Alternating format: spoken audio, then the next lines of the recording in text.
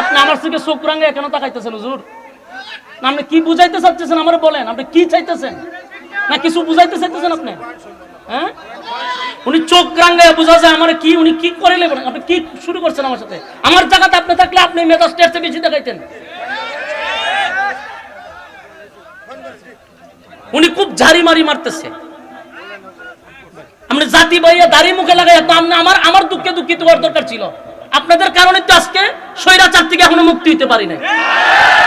আগে যেমন পুস্টারে স্বৈরাচারদের আগে বক্তব্য দেওয়ার পরে আলেমদেরকে লজ্জিত বেজ্জতি করেন আপনারা বসাইয়া। নামাজ নাই, রোজা নাই, মুত্তাফা নিল না, তাদের বক্তব্য আমাদের শুনতে হয়। আবার তাদেরই সাপোর্ট দিতেছেন আপনি।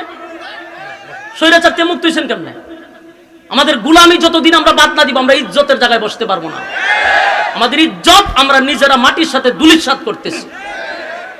আমার জাতি ভাই উনি আমার থেকে চোখ রাঙায় বলতেছে আপনি ওয়াজ করেন, কথা বলেন কেন? আমি যদি ওয়াজ ছাইরা দিয়ে যাই, আমি তো যেহেতু বসছি, আমার কি একটা বিবেক নাই যে আপনারা যে দূর দূরান্ত থেকে আসছেন আমার জন্য কোনো নেতার বক্তব্য শোনার জন্য আসেন নাই? এটা আমার বিশ্বাস এবং একই। আমি উঠতে গেলে বসানি কেন আপনার নেতা? দেখি 10 জন মানুষ তাকে চ্যালেঞ্জ করলাম, আমি 10 জন বসে যদি আমি আর জীবনে ওয়াজ করবো না, আপনার চোখ রাঙান কারো দিয়া? শ্রোতা সব আমার দিকে আসছে কেন?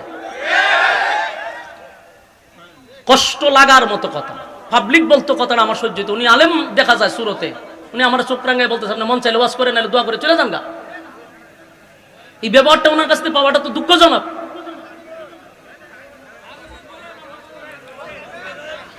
আমি ওয়াজ করব এই জন্যই বসছি না। আমি যদি আমার মনের ভাবটা প্রকাশ না করে আপনি বুঝবেন কেন যে আমি এখন আসছি মনে করবেন? আমি তো আমার জায়গাতে ক্লিয়ার হওয়া দরকার যে আমি 3.5 ঘন্টা বসা। আমি যদি চলে যাই আপনারা কমেন্ট হুজুর আই গেল, আমি এখন আসি নাই, 8:30টায় আসছি। দুরূদ শরীফ পড়েন, আল্লাহুম্মা সাল্লি আলা মুহাম্মাদিন ওয়া আলা আলি মুহাম্মাদ কামা সাল্লাইতা আলা ইব্রাহিম ওয়া আলা আলি ইব্রাহিম ইন্নাকা হামিদুম মাজিদ। আলহামদুলিল্লাহ। বসেন, কথা না বলি।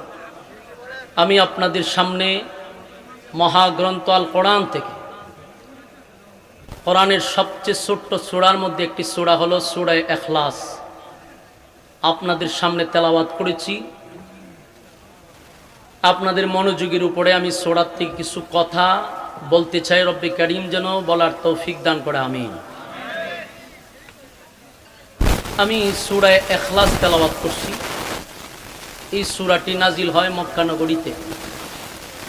ভাই আর কথা না বলি, আল্লাহর রাস্তার কথা না বলি, আপনারা বসে যান, কথা আমরা বললেই কথা পারবো।